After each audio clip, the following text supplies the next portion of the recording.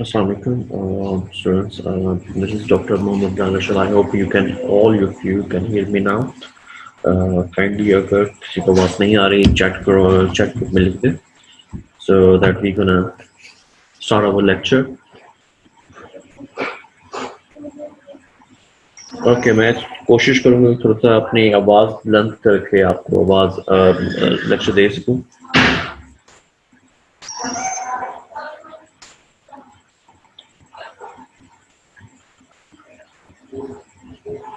Okay, so today we're gonna start our lecture uh, with the same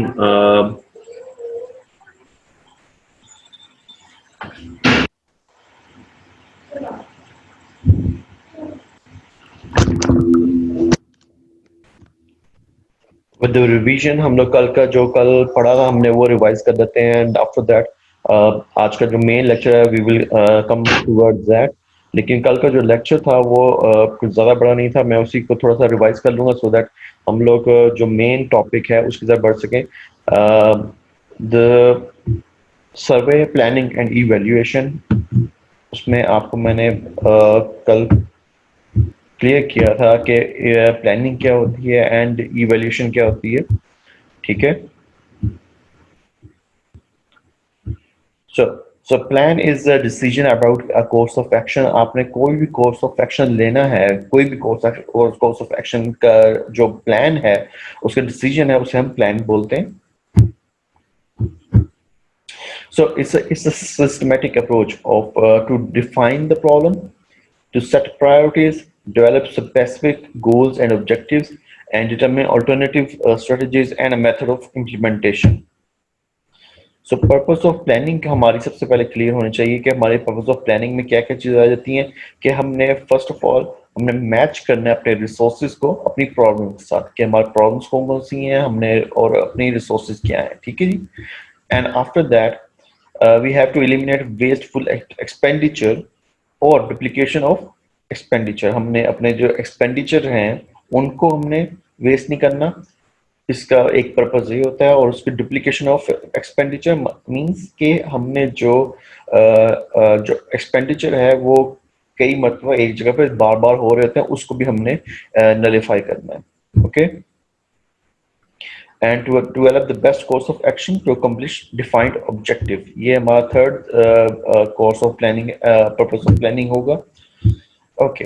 so steps जो हैं वो मैंने आपको बता दिए. स्टेप्स कौन कौन से थे कल. कंडक्टिंग द नीड्स असेसमेंट, हमने अपना नीड्स असेसमेंट जो है उसको कंडक्ट करना है.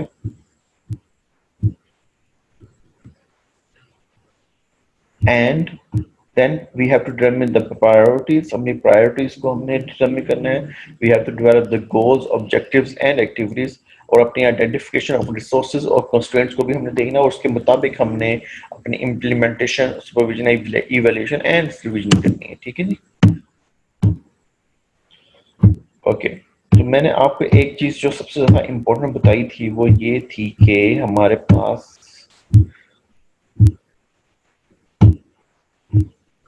कंस्ट्रेंट कौन कौन से होते हैं. मैंने आपको पहले बता दिया था. कंस्ट्रेंट कौन कौन से हैं वो होंगे हमारे पास. लैक ऑफ फंड्स आ जाएगा नंबर 1 पे जो पिक्चर दिखाई है. नंबर 2 पे ट्रांसपोर्ट फैसिलिटीज, उस लैक ऑफ ट्रांसपोर्ट फैसिलिटी आ जाती हैं.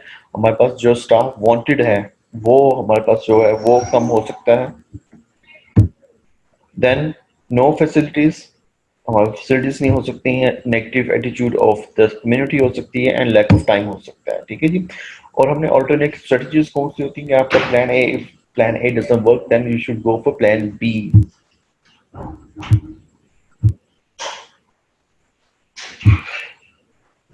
ओके.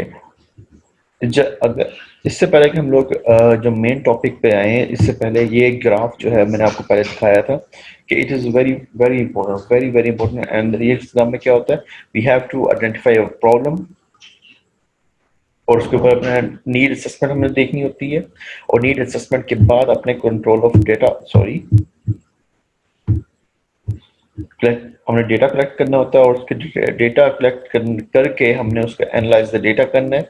एनालाइज द डेटा करके हमने अपनी प्रायोरिटीज सेट करनी है और उस मुताबिक हमने एक गोल्स ऑब्जेक्टिव्स एंड एक्टिविटीज देखनी है। हमने अपने identify we have to identify constraints और उसके बाद we given the resources and constraint, choose those activities that will be most effective development of, then we go to development of implementation strategy, and strategy के बाद हमने implement monitor evaluate and revise, और ये एक ongoing process है। So this graph is this जो हमने ये साइकिल है ये बहुत ज़्यादा इंपॉर्टेंट है और आपके इस बुक में भी दिया गया है। Okay, so we come to the next topic जो कि हमारा सबसे इंपॉर्टेंट टॉपिक है, that's survey. A survey is an investigation in which information is systematically collected, but in which experimental method is not used. आपका एक चीज याद रखना कि सर्वे जो है वो सिर्फ और सिर्फ कलेक्शन ऑफ डेटा होता है, सिर्फ और सिर्फ कलेक्शन ऑफ इंफॉर्मेशन होती है और इवेल्यूशन इंफॉर्मेशन होती है, लेकिन इसमें कोई भी आप एक्सपेरिमेंटल जो स्ट्रेटजी है वो आप यूज नहीं कर सकते। ना तो आप इंटरवीन करते हो ना हम आप एक्सपेरिमेंट करते हो। ठीक है, आपने जो भी चीज है, जो भी कोई भी बीमारी के बारे में कोई भी डेटा है, वो जिस तरीके से एक कम्युनिटी में पाया जाता है आपने उसी तरीके उसी को हमने आपने कलेक्ट करके आपने उसको एनालाइज करना है। आपने किसी भी सूरत किसी भी चीज में आपने उसको एक्सपेरिमेंट नहीं करना, आपने इंटरवीन नहीं करना। ठीक है, फॉर एग्जाम्पल आपने, और लेट्स से मैं आपको एग्जांपल दे देता हूँ। आपकी एग्जांपल इस तरीके से आ सकती है कि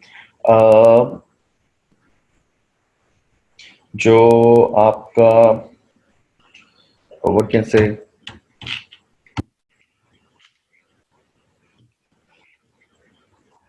बेटा आपके पास फॉर एग्जांपल आपने मैंने आपको एक स्नैपशॉट स्टडी बताया था, वो कौन कौन सी थी स्नैपशॉट स्टडी क्या क्या आया था?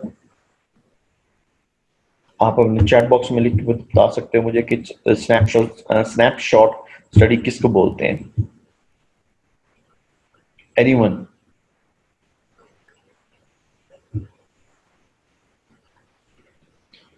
स्नैपशॉट स्टडी किसको बोलते हैं स्टूडेंट्स?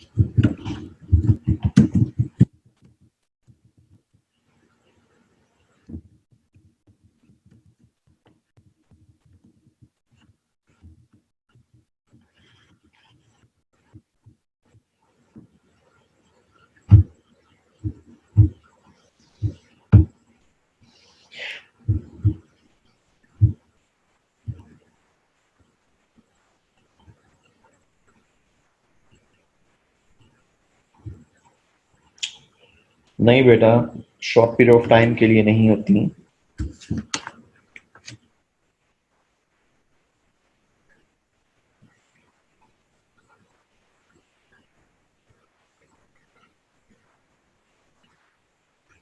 ये कोई आप ये बात नहीं है short period of time.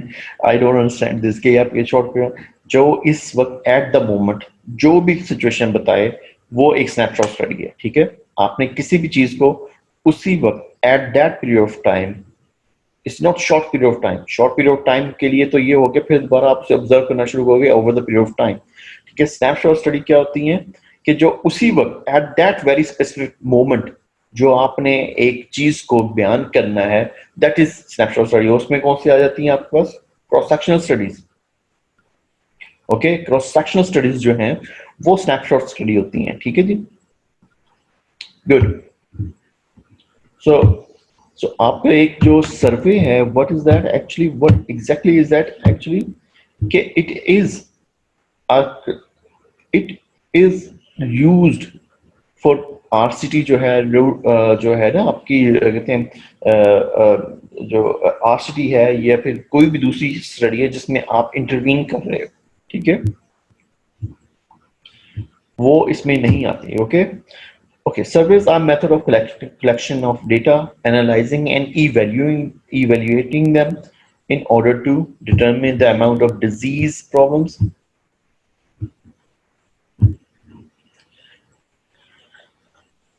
in a community and also to identify cases that have not been identified. Basic oral health surveys are defined as surveys to collect the basic information about oral disease status and treatment needs that is needed for the planning, monitoring the oral health care programs.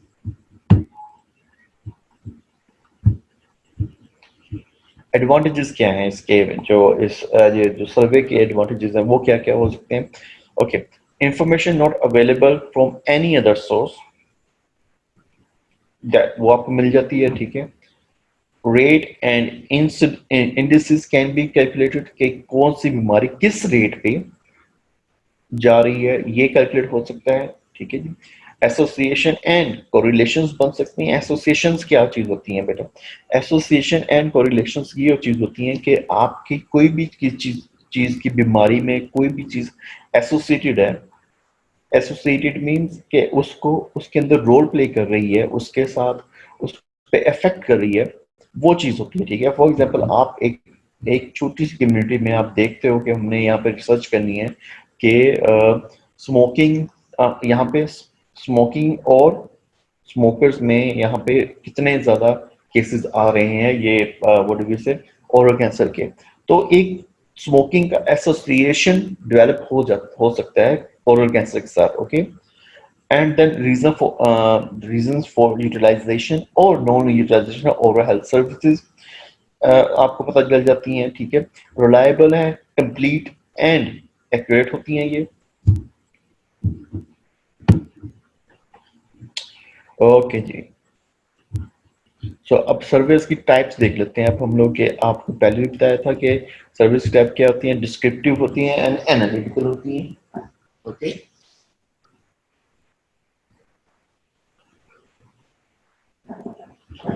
Descriptive में क्या होती हैं भाई साहब?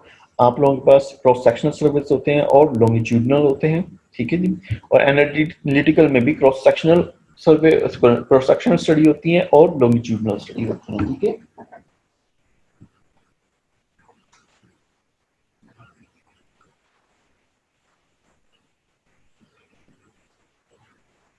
Okay, एक चीज यहाँ पे सवाल पैदा होता है। अब एक चीज यहाँ पे सवाल पैदा कि what is the difference between descriptive and analytical Sarves.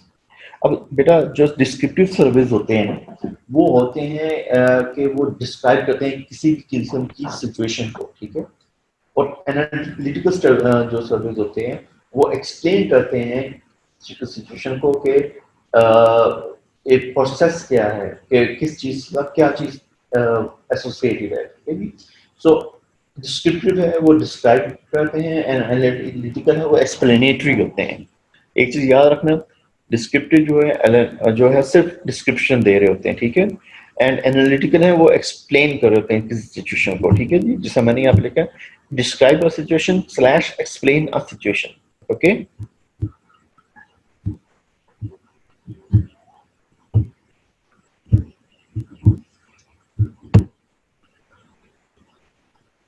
Okay जी, दिस इज वेरी इंपॉर्टेंट। ये जो टॉपिक अब यहाँ पे आपके सामने आया है, this topic is very very important. So this topic is path finder सर्वे।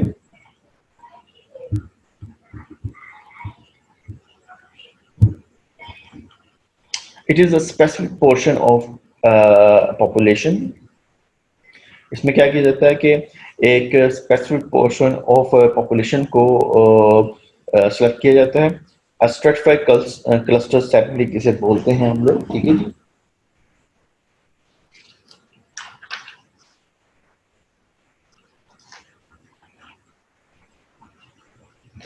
इस टेक्निक की जो मेथड इसमें यूज किया जाता है that is stratified cluster sampling technique, okay. और ये क्या चीज होती है ये आपको मैं सैम्पलिंग जो टेक्निक है उसके अंदर पता चलेगा।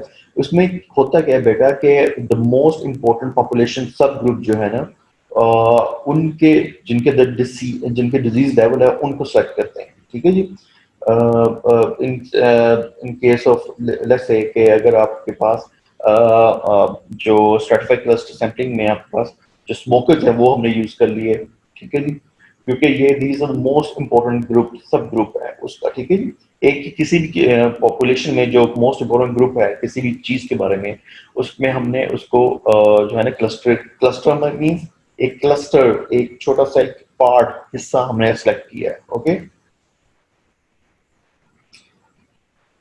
जो अच्छा ओके, एक और चीज है कि उसके अंदर एक स्पेसिफिक इंडेक्स एज वो हम सेलेक्ट करते हैं, ठीक है। जो स्ट्रेटिफाइड क्लस्टर सैम्पलिंग है उसके अंदर सब्जेक्ट ऑफ सब्जेक्ट्स होते हैं वो एक स्पेसिफाइड एज ग्रुप के हो सकते हैं, या स्पेसिफाइड किसी भी चीज के बारे में एक स्पेसिफाइड किस्म के हो सकते हैं। इन दिस वे अगर हम ये करते हैं तो statistically significant and clinically relevant information of for planning is obtained at minimum expense, और ये इससे हमारा एक्सपेंस बच सकता है, ठीक है ji.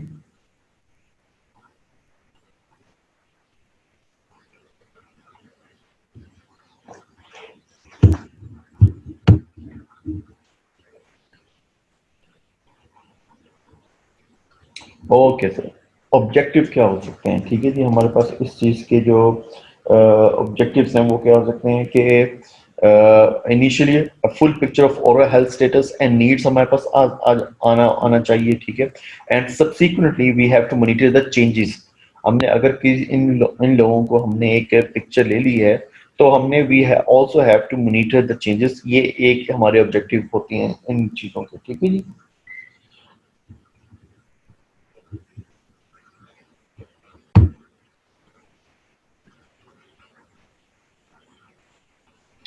Okay so this is important. आप लोगों को मैंने पहले भी बताया था कि जो इंफॉर्मेशन है जो हम लोग वो क्यों कौन सी फर्स्ट जो पिक्चर है वो मैंने आपको दिखाई हुई है कि इंसिडेंस एंड प्रेवलेंस, ठीक है। इससे हम क्या क्या information,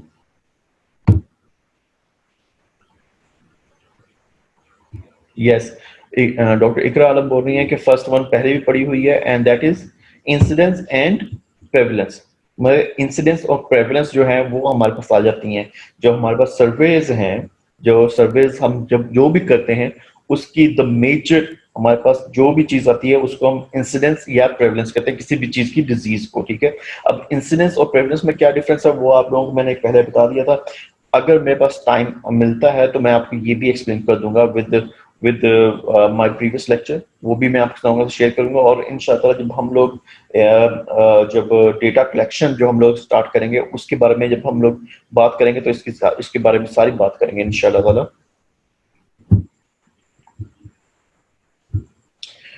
yes, incidents are new cases and current incoming जो होते हैं केसेस उनको भी इंसिडेंस बोलते हैं। एंड प्रेवलेंस क्या होते हैं, प्रेवलेंस जो होते हैं जो आपके प्रीवियस एक प्रॉपर प्रॉपर पूल जो है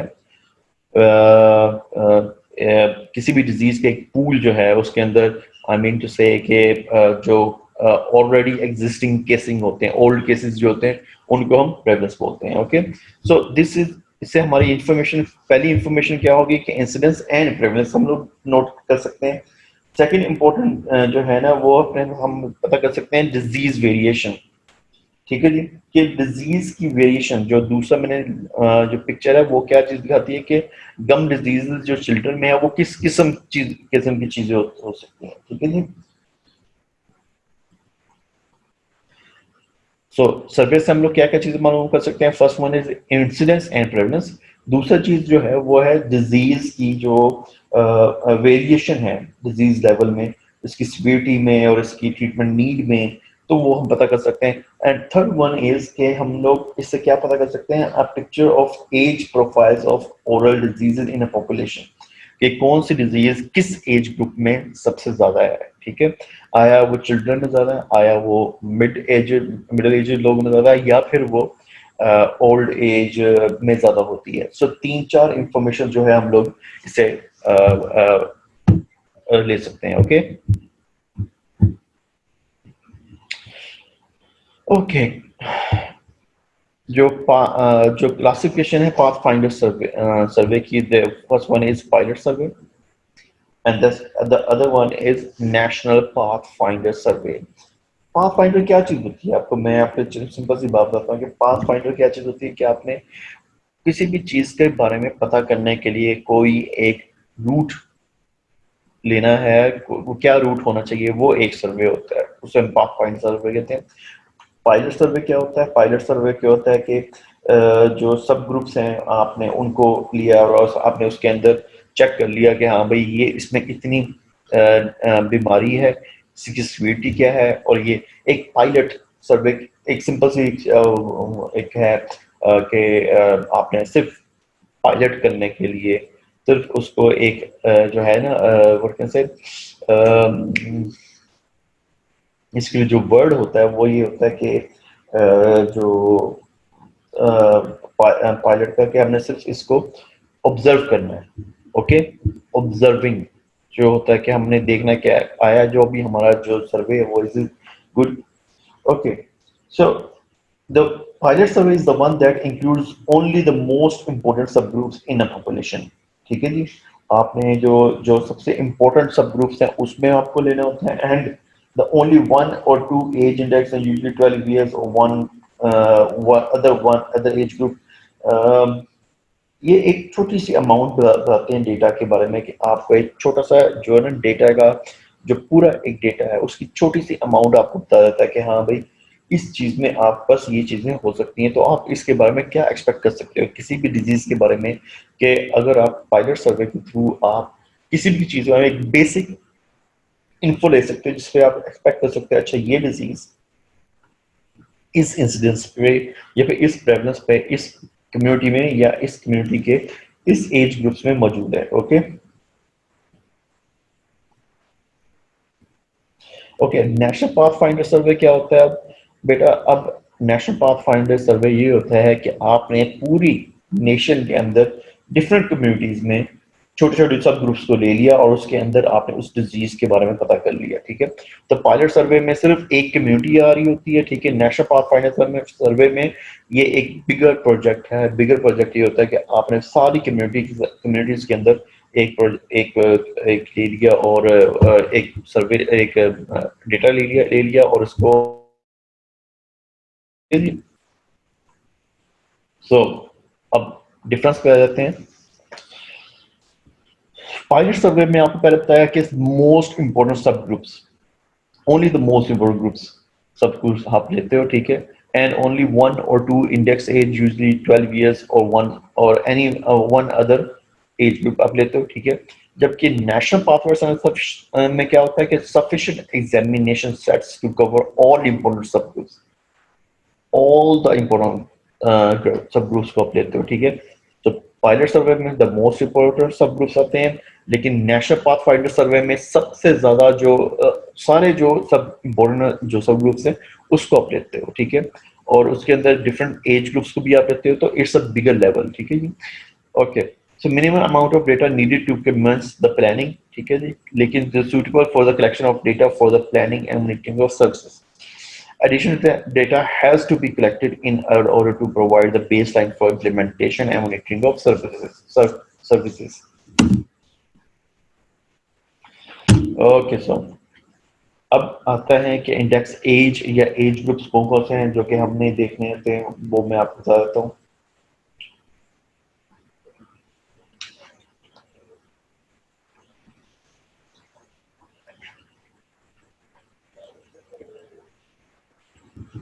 सो इंडेक्स एज जो ग्रुप्स हैं वो 5 years हो सकते हैं, 12 years हो जाते हैं ग्लोबल मॉनिटरिंग के लिए, and third one is 15 years, और उसके बाद आ जाते हैं then comes 35 to 44 years and 65 to 74 years. So ये इंडेक्स एज या एज ग्रुप्स हैं जो कि आप लोग किसी भी चीज के बारे में किसी भी आपके उसमें ले सकते हैं। तो आपने कभी भी कोई भी चीज बेटा आपने कभी भी कोई भी डेटा लेना तो उसमें जो इंडेक्स एज ग्रुप्स हैं वो ये वाले होते हैं। ठीक है, रिकमेंडेड जो है वो यही है 5 years ऑफ प्राइमरी टीथ पहले। अच्छा सॉरी मैं पीछे जाता हूँ थोड़ा सा पीछे। ओके, 5 years हम लोग क्यों इंक्लूड कर रहे होते हैं, क्योंकि हमने प्राइमरी टीथ को हमने देखना होता है। प्राइमरी टीथ को हम लोग इस वजह से देख रहे हैं, जो डिसिबल टीथ होते हैं उनको हम देखने के लिए या उनके बारे में कोई भी इंफॉर्मेशन लेने के लिए हमने 5 years का इंक्लूड किया हुआ है, ठीक है जी। 12 years क्यों देखते हैं कि जिसमें मिक्स डेंटिशन स्टार्ट होती है, ठीक है जी। और यही उसके बाद 15 years आ जाता है, ठीक है। And then comes 35 to 44 years, and then comes 65 to 74 years.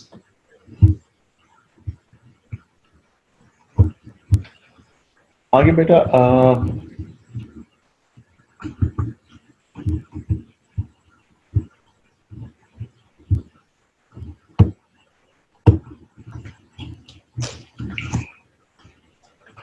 Okay बेटा हम लोग जो पढ़ रहे हैं कि अब scientific method and establishing objective.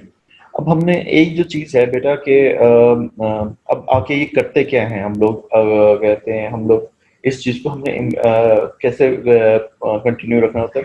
तो सबसे पहले आपने एक हाइपोथेसिस वो बनानी होती है, ठीक है। हमने जो भी करना होता है, जो भी करना वो साइंटिफिकली करना होता है। अब जैसे हाइपोथेसिस हमने बना दी, हमने उसको अब hypothesis is an assumption, okay. एक assumption है that is based on and it is the basis according to which objectives has been established। आपके पास एक हाइपोथेसिस बना दिया और उसके बेस पे आपने एक ऑब्जेक्टिव भी बनाया। अच्छा, अब उस हाइपोथेसिस से ऑब्जेक्टिव अचीव करने तक के लिए जो अमल है वो सर्वे थ्रू होगा या साइंटिफिकली हमने देखना है। मतलब ऐसा नहीं है जो कि हमारे यहाँ पे अवाम जो है हमारी जो नेशनल एक बिहेवियर है उसको हमने कभी हाइपोथेसिस बना लिया और उसी हाइपोथेसिस पे हम लोग काम करते हैं। Hypothesis always an assumption। हमारे पास यही हाइपोथेसिस है। फर्स्ट ऑफ ऑल क्या हाइपोथेसिस है कि कोरोना एक साजिश है। कोरोना जो है वो पेशेंट्स को हम लोग जो डॉक्टर्स हैं वो जहर के टीके लगा के किल कर रहे हैं। तो ये एक हाइपोथेसिस बन गया, ये assumption बन गया और इस चीज को प्रूव करने के लिए कुछ भी नहीं किया जाता, ठीक है। यही हमारा एक नेशनल बिहेवियर है, ठीक है। अगर फॉर एग्जाम्पल कोई इनसे बात करे, अगर कोरोना के बारे में बात करता है कि आपके पास हमारे पास जो पेशेंट्स को जो इंजेक्शन लगा के डॉक्टर मार, तो भाई ये हमारे पास एक बात तो कि हॉस्पिटल में जगह ही नहीं है। हॉस्पिटल में आप जाके देखें, हॉस्पिटल में आपको कहीं जगह भी नहीं मिलेगी। अब इस वक्त ये सिचुएशन आ चुकी है कि इस वक्त किसी भी हॉस्पिटल में आपको जगह नहीं मिल सकेगी। तो ये थ्योरी गलत होगी, ये assumption तो गलत हो गया कि लोगों को इंजेक्शन देके मार रहे हैं। अगर लोगों को इंजेक्शन देके मार रहे हो तो आपको हर वक्त कोई किसी भी हॉस्पिटल में जगह मिल चुकी होती, मिलती होती, क्योंकि उनको क्या पड़ी है, ठीक है भाई। वो तो कहते हैं इंजेक्शन लगाएं, पेशेंट को मारें और अगला पेशेंट लेकर आए, ठीक है। लेकिन हॉस्पिटल में तो जगह ही नहीं है, लाहौर में सो हॉस्पिटल में जगह नहीं है। तो ये तो assumption है और यही तो हमारी ये कौम का हाल है। Okay, we have to design an investigation. आपने जो भी इन्वेस्टिगेशन करनी है उसके दो तरीके हो सकते हैं। एक पहली बात है डिस्क्रिप्टिव, दूसरी है एनालिटिकल, ओके।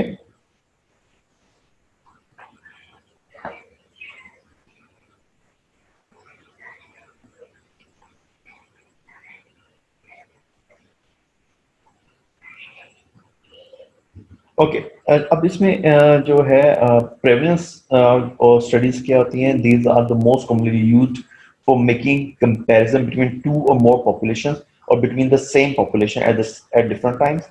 इंसिडेंट स्टडीज क्या होती हैं। Incident are used where the amount of new disease in a population is measured over a period of time। So incidence क्या हो गया बेटा, जो न्यू डिजीज है उसके बारे में आप लोग जो भी सर्वे करते हो, ठीक है। फॉर एग्जांपल कोरोना के बारे में इस वक्त न्यू डिजीज है तो आप उसके बारे में इंसिडेंस स्टडी करोगे, ठीक है। इंसिडेंस स्टडीज जो है वो डिजीज वो स्टडीज क्या होती हैं। Incidence studies are used where the amount of new disease in a population is measured over a period of time। जबकि प्रेवलेंस में क्या होता है कि टू जो कंपैरिजन होता है वो ऑलरेडी एस्टेब्लिश किया जाता है कि यहाँ पे इस कम्युनिटी में इस डिजीज की इस वक्त तक ये सूरत हाल है और दूसरे जो पॉपुलेशन है उसमें ये सूरत हाल है, ओके।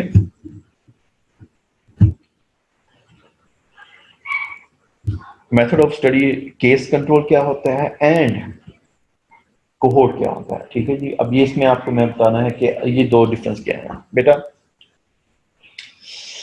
सो अगेन एक वही वही लेक्चर जो कि मैंने पहले बहुत पहले दिया था, बहुत ज़्यादा पहले दिया था मेरे ख्याल से। उसमें जो स्टूडेंट्स थे मेरे, आई रिमेम्बर 24 आई गेस, 22 या 24 थे। ठीक है, तो केस कंट्रोल स्टडी और कोहोर्ट स्टडी, उसमें क्या डिफरेंस है ये मैं आपको उसी लेक्चर में आपको एक्सप्लेन किया था। डोंट वरी अबाउट दैट, वो लेक्चर जब भी आप बोलोगे मैं उसे रिपीट करूंगा वो उस लेक्चर को। That is because that is the basis of everything. वो लेक्चर जो है वो हमारी कम्युनिटी डेंटिस्ट्री की बुनियाद है। उस लेक्चर को अगर आप लोग मैं कोशिश करूंगा अगर किसी दिन वो हो सके तो उसको दोबारा रिवाइज करूं ताकि उस लेक्चर को हम लोग समझ सकें। उस लेक्चर को अगर आप लोगों ने समझ लिया तो आप लोगों के मेजर कॉन्सेप्ट जो है वो क्लियर हो जाएंगे। Case control study and cohort study. Case control में starting point is a group with disease investigation, उसमें ऑलरेडी डिजीज हो चुकी है बेटा। ठीक है, जबकि कोहोर्ट में स्टार्ट विद द पॉपुलेशन और individual classified according to the various factors of interest, उसमें अभी डिजीज नहीं हुई, उसमें अभी सिर्फ और सिर्फ रिस्क फैक्टर्स अभी रिस्क फैक्टर की बुनियाद पे हम देख रहे हैं। ठीक है ji, assessment is made of factors which have influenced these subjects in the past which might be associated with disease. Findings are compared with those who with those from a suitable control. Okay, and cohort में क्या होता है, during a follow-up period assessment is made on the of the influence that these factors may have on occurrence of disease. अब cohort में अभी disease जो है अभी आप over the period of time अभी देख रहे होते हो। ठीक है, डिजीज को अभी आपने देखना कि आया वो इंसिडेंस करती है, अकरेंस होती है उसकी, वो देख रहे होते हैं। लेकिन केस कंट्रोल में बेटा ये नहीं थे। केस कंट्रोल में आप लोग डिजीज को जो है ना इन्वेस्टिगेट करके उसके उसके एसोसिएशन की तरफ पहुंचते हो या फिर उसके व्हाट डू से उसके जो कॉज है उसकी तरफ पहुंचते हो। ठीक है जी, selecting a sample, उसमें किस तरह कहते हैं, it is impossible to examine every individual in a population। ये चीज तो आपने कोई भी चीज है, आप 22 करोड़ अवाम को कैसे आप लोग एग्जामिन कर सकते हो। ठीक है, उसके लिए lots of we need lots of man power, money चाहिए, टाइम चाहिए, और इस तरह की स्टडी करते करते आपको आपको सालों लग जाएंगे, इवन डेकेड्स लग जाएंगे। ठीक है जी, तो उसके लिए क्या करते हो कि आप सिर्फ एक सैंपल को जो है ना उसको सिलेक्ट कर लेते हो। ठीक है बेटा।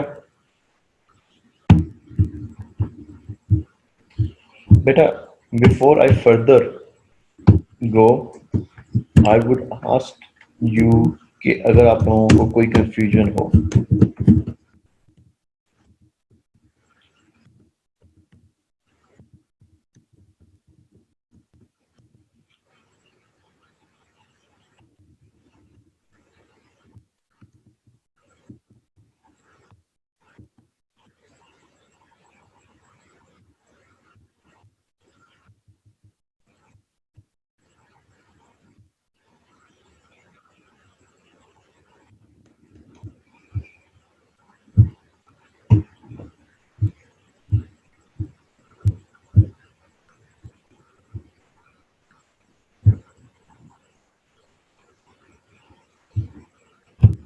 बेटा किसी भी किस्म की कंफ्यूजन या क्वेश्चन आपने पूछना है इस बारे में तो आप मुझसे पूछ सकते हो।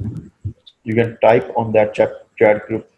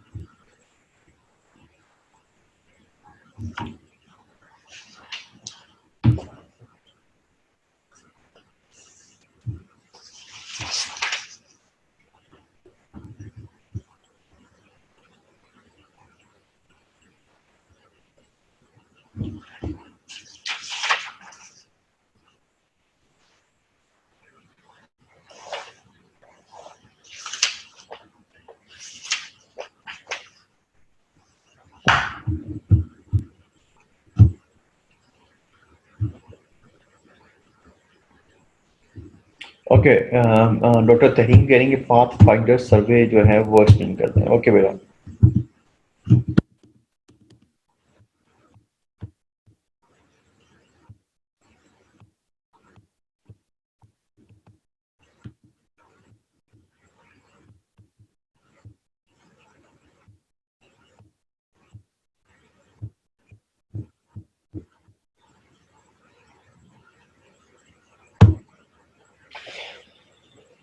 ओके, तो बेटा अब पाथ फाइंडर सर्वे जो भी सर्वे होता है इसके बारे में मैं ये कहूँगा, इसमें एक स्पेसिफाइड प्रोपोर्शन ऑफ पॉपुलेशन जो है उसको हम लोग सेलेक्ट करते हैं, जो कि और इसके अंदर स्ट्रेटिफाइड क्लस्टर सैम्पलिंग टेक्निक हम यूज करते हैं। इस टेक्निक में क्या होता है कि subjects in specific age index age groups are selected, और इंडेक्स एज ग्रुप्स कौन कौन से मैंने आपको बता दिए हैं कि 5 इयर्स है। देखिए सॉरी मैं आपको बता देता हूँ। सो कौन कौन से इंडेक्स एज ग्रुप है, 5 इयर्स हैं, 12 इयर्स हैं, 15 इयर्स हैं, 35 to 44 years and 65 to 74 years हैं।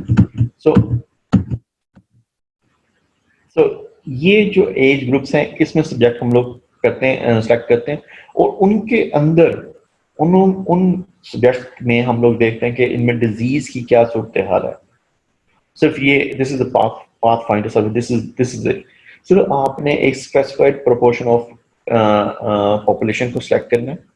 ओके, और जो कि under the certified cluster sampling है, और इस क्लस्टर सैम्पलिंग में क्या होता है कि subject in specific age groups उनको सेलेक्ट किया जाता है, और उसके बाद उनके अंदर इसकी रेलिवेंट इंफॉर्मेशन हम लोग गैदर की जाती है। ठीक है जी। जो इंफॉर्मेशन इस पाथ फाइंडर सर्वे में हम जो इंफॉर्मेशन लेते हैं वो 3 किस्म की हैं। फर्स्ट इज इंसिडेंस एंड और prevalence, second is severity of disease, ठीक है, और दूसरी है situation in different age groups के, डिफरेंट एज ग्रुप्स में कौन कौन से डिजीज पाई जाती है। बस दिस इज इट।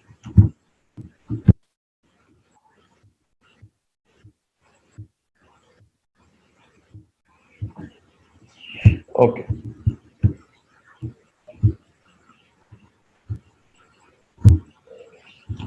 सो मैंने आपको क्या बोला था कि हम सैंपल क्यों लेते हैं, ठीक है। उसका रीजन ये है कि it is impossible to examine every individual in population, ठीक है जी।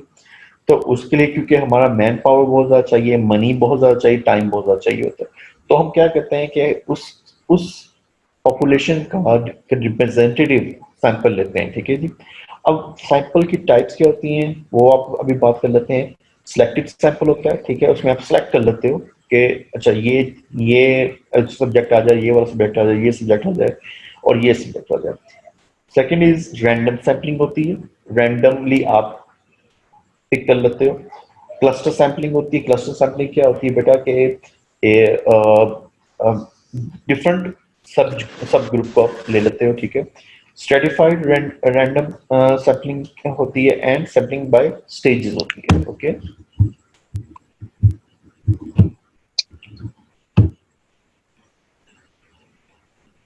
Conducting examination.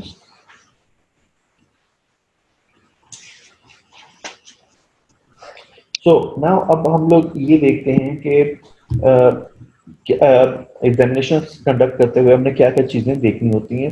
First is approval चाहिए हमें, अथॉरिटी से हमें अप्रूवल चाहिए कि परमिशन हमने देनी होती है कि लोकल, रीजनल और नेशनल अथॉरिटीज होती हैं जिनसे हमें अप्रूवल लेनी होती है, ताकि हम लोग इस जो ग्रुप है या इस सब ग्रुप सैंपल को हम लोग ऑब्जर्व कर सकें या एग्जामिन कर सकें, ठीक है जी।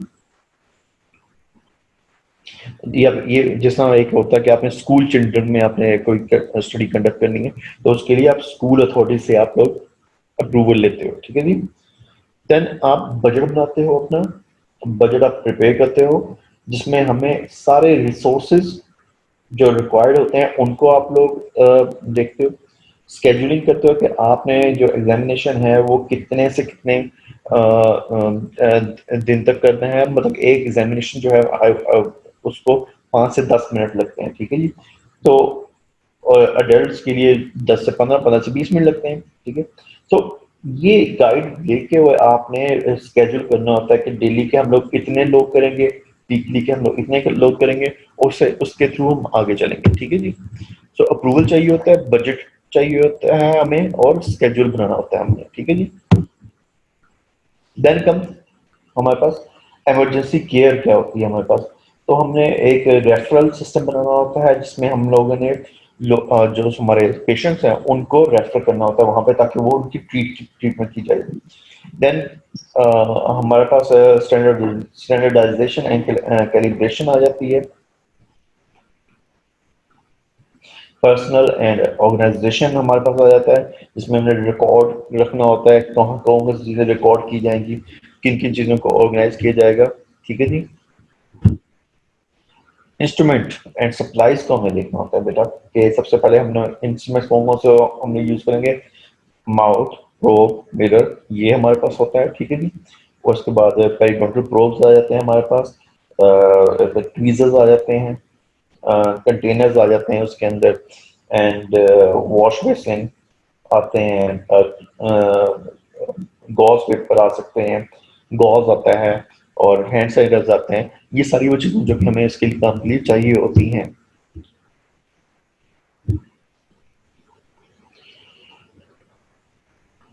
ओके, और yes we should analysing the data, या यहाँ पे आना चाहिए अब हमें।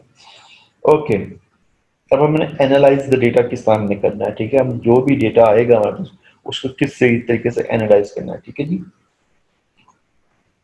तो उसके लिए हम लोगों ने हमें एक कंप्यूटर एनालिसिस चाहिए होता है, कलेक्शन ऑफ डेटा चाहिए होता है, ताकि हम उसे रिकॉर्ड में लेके आ सके। और उसके बाद हमने एक उस डेटा को एनालाइज करने के बाद हमें एक कंक्लूजन ड्रॉ करना होता है, ठीक है जी।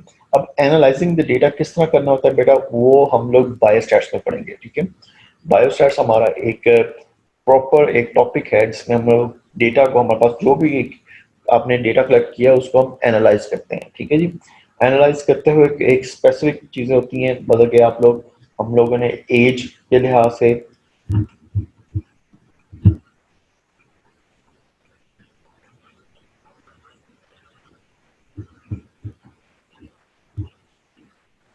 ओके बेटा, क्लस्टर सैम्पलिंग। क्लस्टर सैम्पलिंग बेटा ये चीज होती है, मैं आपको इसकी सैम्पलिंग जो टेक्निक्स है वो हम लोग अभी नेक्स्ट चैप्टर में पढ़ेंगे, लेकिन वैसे क्लस्टर सैम्पलिंग ये होती है बेटा कि आपने, जैसा हमने एक इंडेक्स ग्रुप हमने लिया, इसमें क्लस्टर बना दिए हमने कि ये क्लस्टर है, ये दूसरा क्लस्टर है, ये तीसरा क्लस्टर है, ये चौथा क्लस्टर है, पांचवा क्लस्टर है। इनके अंदर की सैंपलिंग हम ले लेते हैं, ठीक है। फॉर एग्जाम्पल 5 साल के ग्रुप में हमने सैंपलिंग ले ली, ठीक है। इस पाँच पाँच साल के ग्रुप में हम ये सब्जेक्ट्स लेंगे। 12 साल के जो ग्रुप है उसके अंदर ये सब्जेक्ट्स लेंगे, तो एक क्लस्टर बन गया ना बेटा। 5 साल, 12 साल, 35 to 40 ईयर्स, और उसके बाद 65 to 74 ईयर्स, ये सारे क्लस्टर्स हैं, ठीक है जी। तो ये क्लस्टर सैंपलिंग टेक्निक बन जाती है, इससे इसे जो कहते हैं इसे क्लस्टर सैंपलिंग टेक्निक बोलते हैं।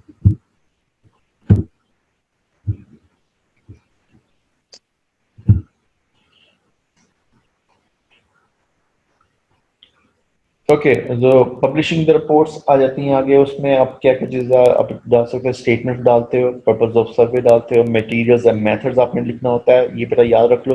डिस्कशन एंड कंक्लूजन, आपने के पास बहुत सारे लोगों को हमने एक ग्रुप हमने दिए हैं, तो हम लोगों ने स्टेटमेंट्स आपकी देखनी है कि पर्पस क्या होना चाहिए, मटेरियल मेथड्स क्या होना चाहिए, डिस्कशन एंड कंक्लूजन क्या होना चाहिए। ओके,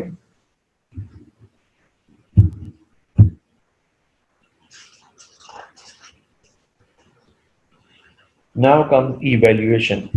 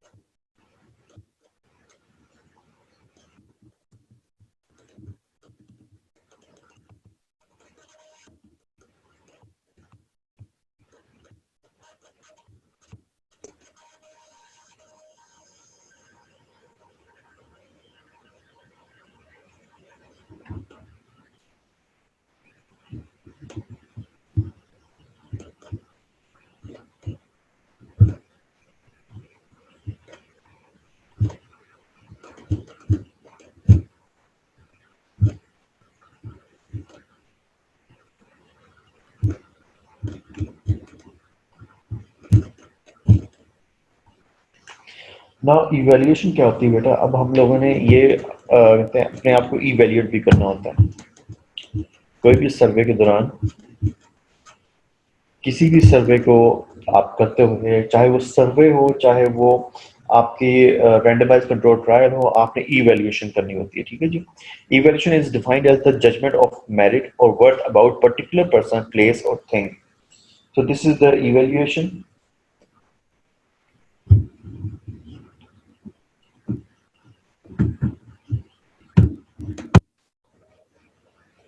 बेटा इसका पर्पस क्या होता है? पहला पर्पस तो ये होता है कि हम लोगों ने प्रोग्राम्स को देखना होता है कि किस, sorry there is,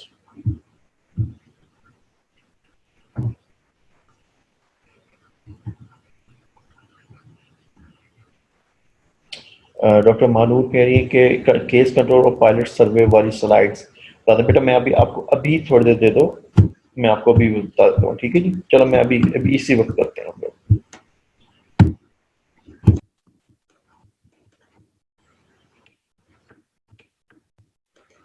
so first was case control I guess.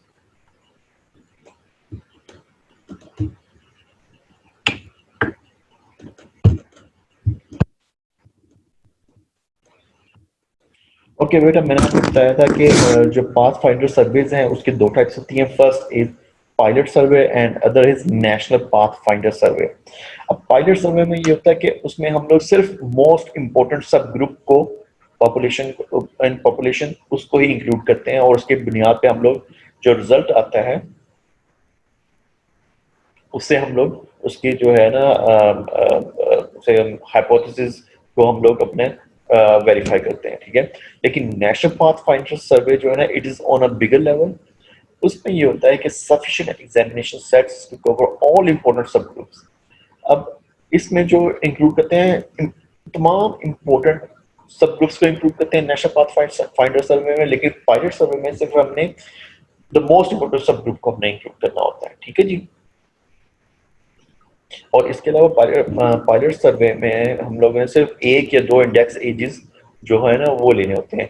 Usually 12 years हम लेते हैं, लेकिन नेशनल पाथ फाइंडर सर्वे में सारे एज ग्रुप्स को, एटलीस्ट थ्री को हम लेते हैं, थ्री एज ग्रुप्स को लेते हैं, ठीक है ji.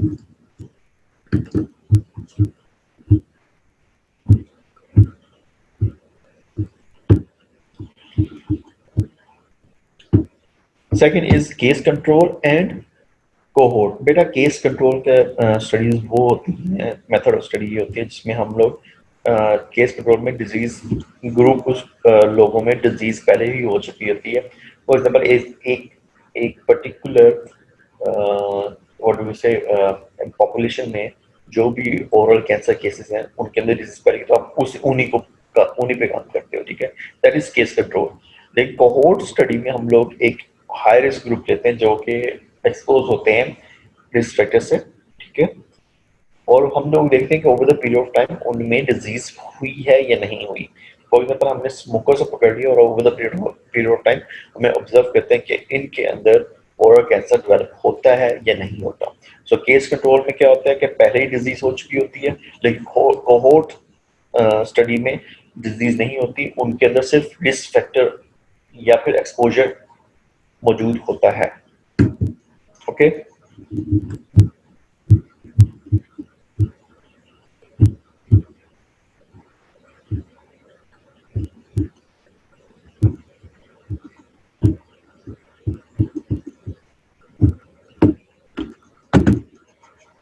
Okay, purpose of evaluation. हमने पहले ये देखना है कि फर्स्ट पर्पस है कि कोई प्रोग्राम किस हद तक काम करता है, ठीक है। इसकी सक्सेस का मेजर क्या है, ये इसका पहला पहला पहला इसका पर्पस होता है। दूसरा पर्पस ये होता है कि हमें डिसीजन मेकिंग में हमने ये देखना होता है कि हमें आगे उसकी इंफॉर्मेशन हमें दे रहा होता है, ठीक है, कि व्हाट के हमारे पास जो जो डिसीजन मेकिंग ये होती है कि हमने किस डिजीज को किस हद तक कंट्रोल करना है, उसके अंदर उसकी इंफॉर्मेशन दे रहा होता है। थर्ड थर्ड उसका जो है टू मेजर द इफेक्ट, के इफेक्ट को हम वो किस तरह हमारा कर रहा होता है, ठीक है। अकाउंटेबिलिटी ये होती है, ठीक है। कि आपने अपनी जो फंड्स हैं उनको किस हद तक बेहतर तरीके से यूटिलाइज किया है, ये अकाउंटेबिलिटी है। ठीक है जी। तो क्राइटेरिया फॉर द इवेल्यूशन, जो इवेल्यूशन डेंटल सर्विसेज जो कि हमने डिफाइन किए हैं वो कौन से हैं? इफेक्टिवनेस उसमें आ जाती है, एफिशिएंसी आ जाती है, एप्रोप्रिएटनेस आती है, एंड एडिक्वेसी आती है। ठीक है। ओके, सो इफेक्टिवनेस को हम पहले क्या डिफाइन करते हैं कि आपने जो ऑब्जेक्टिव जो है वो आपने अचीव किया है या नहीं किया, ये आपकी आपकी ऑब्जेक्टिव सॉरी इफेक्टिवनेस है। एफिशिएंसी क्या होती है कि आपने कॉस्ट और मैन पावर को बेहतर तरीके से आउटपुट उनसे लिया है या नहीं लिया। अप्रोप्रिएटनेस क्या होती है कि आपने जो प्रोग्राम है वो आपके प्रोवाइडर्स के लिए, कंज्यूमर के लिए एक्सेप्टेबल था या नहीं है। ठीक है। एडिक्वेसी क्या होती है बेटा कि मतलब कि उसने कवरेज जो है टारगेट पॉपुलेशन को उन्होंने अच्छे तरीके से उसके एडुकेटली उसको कवर किया है या नहीं किया। सो टाइप्स क्या से होती हैं कि जो इवैल्यूएशन की टाइप्स, दो टाइप्स होती हैं। First one is formative evaluation, second is summative evaluation. Okay, so this is important बेटा। जो फॉर्मेटिव इवैल्यूएशन होती है ये this is an examination of process और activities of a program that are taking place। जो भी जो जो इवैल्यूएशन जो कि इस वक्त करंटली चल रही होती हैं, ठीक है, उसको हम लोग देखते हैं कि वो है। सॉरी, यहाँ पे आते हैं, दोबारा हम देखते हैं। सो फॉर्मेटिव है कि वो कोई भी प्रोग्राम जो कि इस वक्त करंटली जा रहा है या करंटली टेकिंग प्लेस है, उसके बारे में हम लोग जो इवैल्यूएशन है, उसकी एग्जामिनेशन है, उसको हम फॉर्मेटिव कहते हैं। जबकि सबमेटिव इवैल्यूएशन जो होती हैं वो होती हैं जो कि जो कि प्रोग्राम जब प्रोग्राम कोई हो चुका होता है, ठीक है, जो प्रोग्राम कोई भी किस्म का कोई भी प्रोजेक्ट जब वो हो चुका होता है, जब वो टेक प्लेस हो चुका होता है, उस वक्त जो कहते हैं होने के बाद जो हम कहते हैं उसे सबमिटिव बोलते हैं। Formative during that project, submissive जब वो प्रोजेक्ट खत्म हो चुका होता है। So this is the difference between these two. Phases of evaluation क्यों से होते हैं वो मैं आपको बताता हूँ। First one is pilot phase, second is control phase, actualization phase, and operational phase।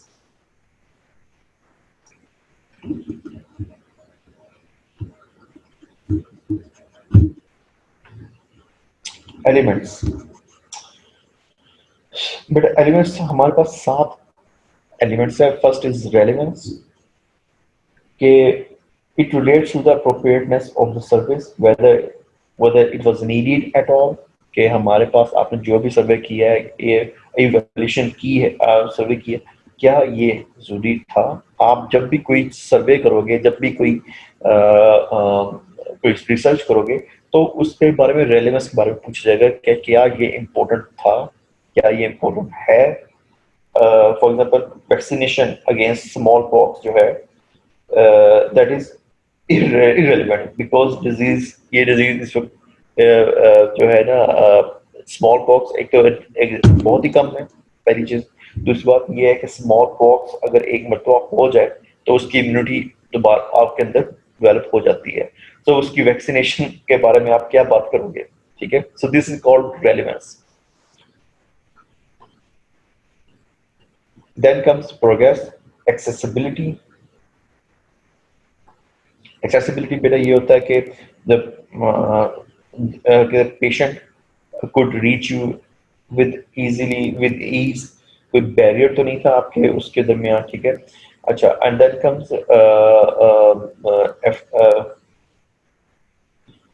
Efficiency, effectiveness and impact. क्या था आपकी इस रिसर्च का, ये इम्पैक्ट क्या है, ये सबसे इंपॉर्टेंट चीज है। एक रेलेवेंस बहुत ज्यादा इंपॉर्टेंट है, और सेकंड इज इम्पैक्ट। कि आपने कोई भी अगर कोई भी आपने आई मीन रिसर्च किया, सर्वे किया, इसका इम्पैक्ट क्या है बेटा?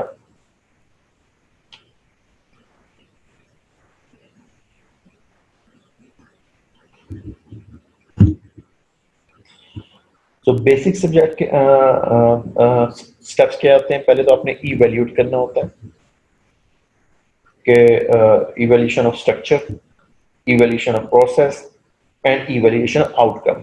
सो तीन इवैल्यूएशंस होते हैं। इवैल्यूएशन ऑफ स्ट्रक्चर कि आपने आपकी फैसिलिटीज क्या थी, इक्विपमेंट क्या था, मैन पावर क्या थी। इवैल्यूएशन ऑफ प्रोसेस क्या था एंड इवैल्यूएशन ऑफ आउटकम क्या है। ओके, सो बेसिक स्टेप्स क्या होते हैं इसमें? First one is planning, planning the methodology. Then आपने जो गैदर इंफॉर्मेशन की है उसके बारे में आप देखते हो, एंड एनालिसिस ऑफ रिजल्ट्स, उसको आप ऑब्जर्व करते हो। एक्शन आपने क्या लिया और इसके बारे में आपकी री इवेल्युएशन क्या थी। Okay,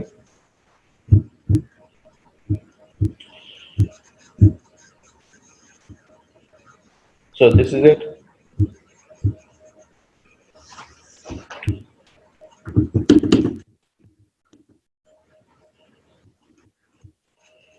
thank you so much बेटा।